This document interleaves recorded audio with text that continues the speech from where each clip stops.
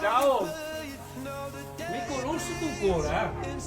Mi conosci tu ancora? Anche se mi sono mascherato? Non ci si può ancora abbracciare, toccare, accarezzare, ma poter tornare a rivedere i propri cari, anche se ancora attraverso un vetro, regala un'emozione profonda di quelle che non si dimenticano più.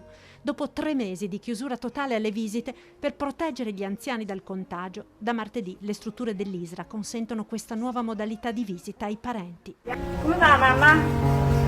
Da martedì noi abbiamo iniziato a far sì che i familiari possano fare dei colloqui attraverso un vetro, il vetro chiaramente, con i loro cari. Questo perché? Perché siamo in attesa delle disposizioni generali da parte dell'ASL, ma anche perché vorremmo come case di riposo attuare tutti lo stesso metodo.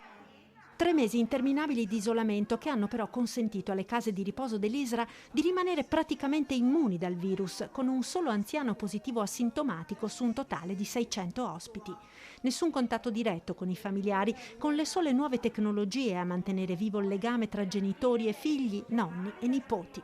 C'è stato di grande aiuto Skype, le videochiamate sono stato un grande aiuto perché il vedersi è importante, ecco. Però, ripeto, vedersi via Skype è una cosa, vedere la persona attraverso il vetro è un'altra cosa, ecco, perché ti dà un senso di vicinanza che sicuramente non ti dà il telefono e neanche Skype. Ora, seppur separati da un vetro, si può tornare a guardarsi negli occhi.